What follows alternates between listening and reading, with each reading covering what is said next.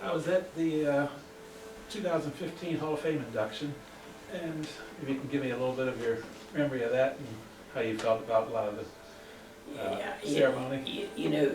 Boy, that was really a special night, and thanks to you for nominating me and getting me the nod or getting me picked to be join the Maryland State Athletic Hall of Fame. I think Teresa Johnson had a lot to do with Yeah, that. and Teresa Johnson's on the committee, I think, and that was I've had had a lot of good things go my way in bowling, in the National Duckpin Congress Hall of Fame and the Pro Tour Hall of Fame, and then this being the State Athletic Hall of Fame. I think the only other Duckpin bowlers to be in that are like Jimmy Deach, Dave Volk, Bill Brosey, Carol Giddings, the woman, and Toots Barger. That's 5. There may be another one. But anyway, yeah, that was really an honor, and I'd just say it was really, really, truly an honor, and I'd say it's sort of icing on the cake for my bowling career. I would say really, it was really a special night, and to be inducted with the great Brooks Robinson of the Baltimore Orioles, and then Tom McMillan, who played for Lefty Driesell at the University of Maryland and played 13 seasons in the NBA. Played for the Bullets when they were still the Washington Bullets, and I was a fan. I used to go out to Bullets games at the Capitol Center, and that was neat. And he was a Rhodes Scholar and also a congressman in Anne Arundel County down on Capitol Hill. He was a congressman. So anyway, Tom McMillan, he's a really famous guy, and so me being a little duckpin bowler, I felt really honored to be enshrined with these guys. Kevin Glover, I was really impressed by him. This guy, Kevin Glover, was a center for the University of Maryland and played college football at the University of Maryland. They played 15 seasons in the NFL. So if you're in the NFL 15 years, you got to be doing something right. You got to be pretty good. And he blocked for Barry Sanders, the running back. The year Barry Sanders had 2,053 yards rushing. Kevin Glover is a center. He's one of the blockers on the front line. So anyway, that was really neat. And then the other guy, Bernard Williams, he wins an Olympic gold medal. Olympic gold medal. I mean, who wins Olympic gold? I mean, not many people. No. This guy, Bernard Williams, won the Olympic gold medal, and the other guy, Dell Laverne, was lacrosse. I don't have much of a lacrosse background, but he seemed like a great guy also. And then posthumously, John Mackey for the Baltimore Colts. I remember him as a little kid being a big bulldozer tight end. He was a great football player, and I guess his family received his award or whatever. And then a couple other guys, Teresa's uncle, I forgot his name, and also the guy that owns the Baltimore Blast, the soccer team, Ed Hale, got inducted. I think his name was Ed Hale, and Teresa's uncle, I forgot his name.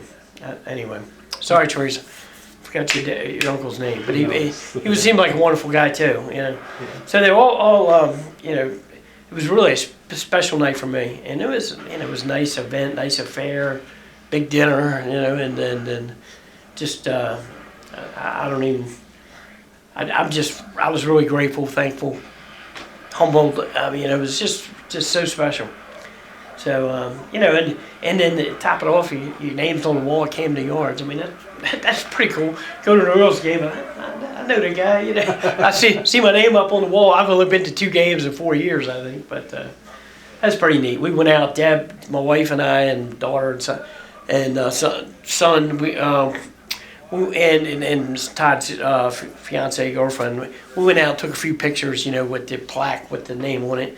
So anyway, my name is directly below Tom McMillan and right above Brooks Robinson. So that's pretty good. I'm in good company there. Anyway, so it was really, really neat.